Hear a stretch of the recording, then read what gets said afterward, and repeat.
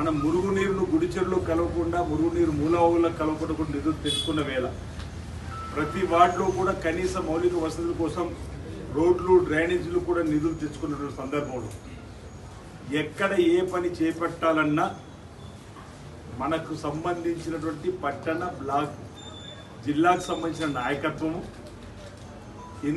ఇంద్రమ్మ కమిటీలకు సంబంధించిన సూచనలు సలహాలు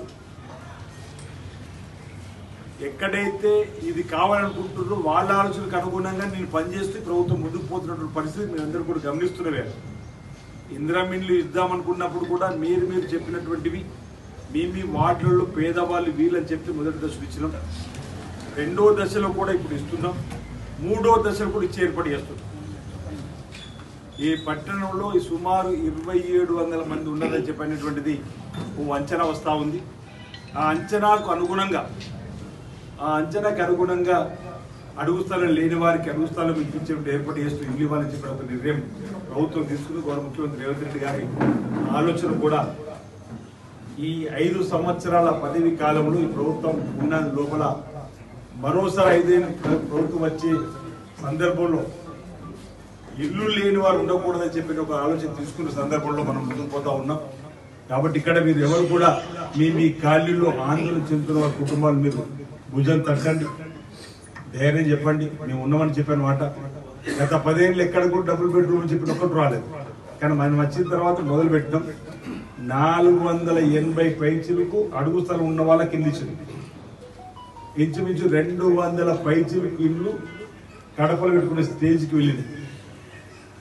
మిగతావి మధ్యలో ఆషాఢ మాసం రావడం ఇబ్బంది అయిందని మళ్ళీ శ్రావణం వచ్చిన తర్వాత కొంచెం నిర్మాణాలు ఊపందుకుంటాయి.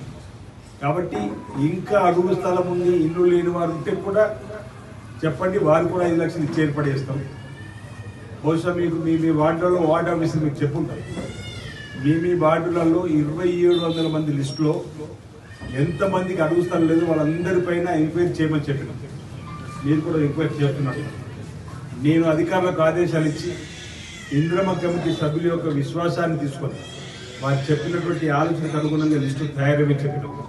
బహుశా దసరా తర్వాత రెండో లిస్టు వచ్చినప్పుడు అడుగు స్థలం లేని వారికి ఇవ్వాలంటే నేను అనుకుంటా 40-50 ఎకరాల స్థలం కావాలి. ఇప్పటికే 3-4 ప్రాంతాల్లో ఐడెంటిఫై చేస్తున్నాం. జిల్లా కలెక్టర్ గారు కూడా ప్రత్యేకంగా ఈ విషయంలో చెప్పడం జరిగింది.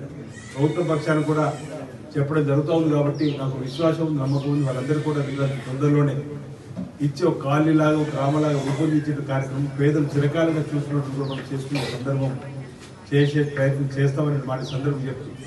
రేపటి రోజు ఇక్కడ పుషప్ అనేది రాజకీయాల్లో ప్రభుత్వం పక్షాన పార్టీ పక్షాన వచ్చే దానికంటే తోడు తనకు తను నేను సేవ చేయాలని చెప్పిన ఆలోచనతో ముందుకు వచ్చేటువంటి వాళ్ళు నాయకులుగా ఎక్కువ ఎదగడానికి అవకాశం ఉంటుంది. కాబట్టి మీకు ఇప్పుడు ఇచ్చినటువంటి అవకాశాన్ని సద్వినియోగం చేసుకోండి.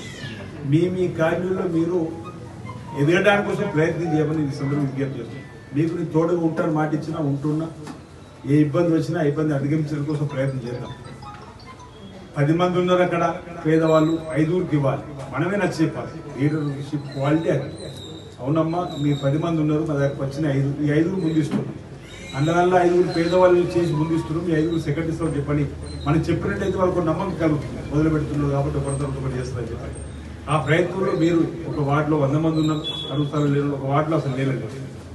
ఉదాహరణ చెప్తాము. ఎంత రూపంలో ప్రజలు రాష్ట్ర వ్యాప్తంగా రాజ్యాంగ భక్తులు ఎదురు చూస్తున్నటువంటి రోడ్డు వెడల్పు కార్యక్రమాన్ని మనం కొంతమంది ప్రముఖులు ముఖ్యులు చెప్పినప్పుడు 54 సంవత్సరాల క్రితం ఈ రోడ్డు వెడల్పు సంబంధించిన అంకురార్పణ జరిగింది. కానీ ఈరోజు మొదలవుతున్న వేలని చెప్పినటువంటి మాటతో అనేక మంది ఊళ్ళో చెప్పినప్పుడు రోడ్డు మనం చేసేటువంటి క్రమంలో కొంతమందికి ఇబ్బంది అవుతున్నటువంటి సందర్భంలో, కొంతమందికి నష్టం అవుతున్నటువంటి సందర్భంలో, కొంతమందికి నష్టపరిహారం మాకు సకాలంలో అందటం లేదను, లేకపోతే ఈ నష్టపరిహారం ఇంకాస్త ఎక్కువిస్తే బాగుండేటువంటి ఆలోచనతోటి ఆందోళన చెందిన కుటుంబాల యొక్క పరిస్థితులను గమనించి వారు చేసినటువంటి త్యాగాన్ని కూడా మనం గుర్తు చేసుకుంటాం.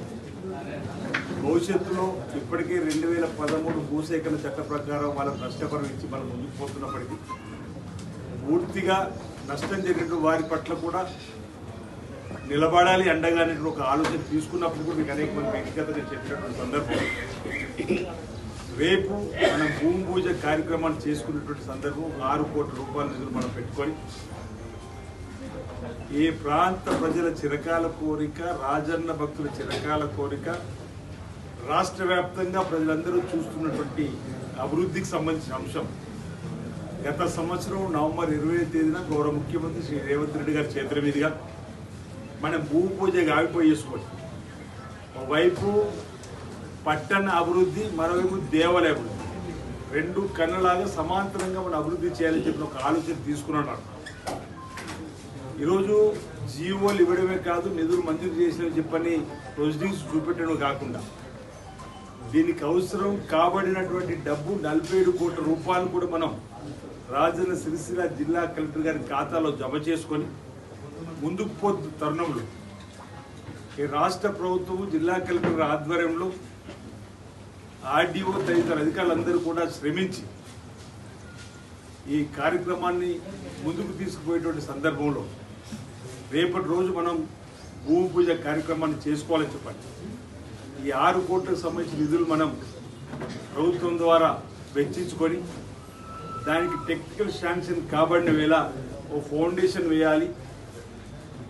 ప్రజల చిరకాల కోరిక అయినటువంటి సందర్భంలో అందరినీ ఇన్వాల్వ్ చేయాలని చెప్పి ఒక ఆలోచన తీసుకున్నప్పుడే మీ అందరూ కూడా ఒకసారి కూర్చొని రావాలని చెప్పే సందర్భంలో మీ సూచనలు సలహాలు వినడం జరిగింది. ఈరోజు ఈ 47 కోట్లే కాకుండా ఇంచుమించు 76 కోట్ల పైచిలుకుతోటి రాజన్న ఆలయ అభివృద్ధికి సంబంధించిన టెండర్లు కూడా పూర్తి కాబట్టి, అగ్రిమెంట్ కూడా పూర్తి కాబట్టది, నమూనాలన్నీ కూడా పూర్తి కాబడుతుంది. వాటిని కూడా ఒకసారి పెద్దలతో చర్చించి మాట్లాడి పనులు మొదలుపెట్టాలని చెప్పిన ఒక ఆలోచన తీసుకున్నటువంటి సందర్భంలో ఆ అంశం కూడా మీకు అనేక సందర్భాల్లో మీరు చూసినటువంటి పరిస్థితి. అన్నదానానికి సంబంధించి కూడా 35 కోట్లు మంజూరు కాబడడం, వాటికి కూడా పనులు అగ్రిమెంట్ కాబట్టి పనులు జరిగేటువంటి సందర్భం కూడా ముందు ఉన్నటువంటి వేళ ప్రాంతాలు చర్చిన వాళ్ళు ఉన్నటువంటి సందర్భంలో మీకు లిస్టులు కూడా వచ్చినాయి. మీ వార్డులకు సంబంధించిన లిస్టు మీ దగ్గర ఉంది. ఆ లిస్టులో ఉన్నటువంటి వాళ్ళందరి దగ్గర పేరు మీరు వెళ్ళినట్టయితే, నిధులు తగ్గినట్టయితే ఈ ప్రభుత్వం మాకు కన్నీళ్లు తూర్చడానికి ఉంది, ఈ ప్రభుత్వం మాకు చేయడానికి ఉన్నటువంటి ఒక నమ్మకం కలగడానికి కోసం అవకాశం ఉంటుంది. కాబట్టి ఆ ప్రయత్నాన్ని మీరు సద్వినియోగం చేసుకొని రేపటి రోజుల్లో మీరు రాజకీయంగా ఎదగడానికి కోసం వాడుకోవాల్సిందిగా ఈ అంశాన్ని సందర్భంగా. రాజకీయంగా కూడా మనం ప్రజాసేవలు ఉన్నప్పుడు రాజకీయాల్లో పనిచేసే వాళ్ళకి ఎవరు జీతం ఇవ్వరు కాబట్టి అలాంటిది ఉండాలి. ఇప్పుడు నేను 2009లో ఎమ్మెల్యే ఓడిపోయిన తర్వాత ఏమో అనుకుంటే ఇక్కడ చేరవాలి కాదు, పట్టుదల అనేది ఉంది, కావాలి, చేయాలి, ఈ ప్రాంతంలో ప్రజలకు అందించాలని చెప్పిన ఒక ఆలోచన స్ఫూర్తితో భగవంతుడు ఈరోజు అవకాశం ఇచ్చారు. ఈ రోజు ఎంతో కష్టపడతారు. అట్లా మీరు కూడా మీ స్థాయిలో ఏం కావాలనుకుంటున్నారో దాన్ని బరి గీసుకొని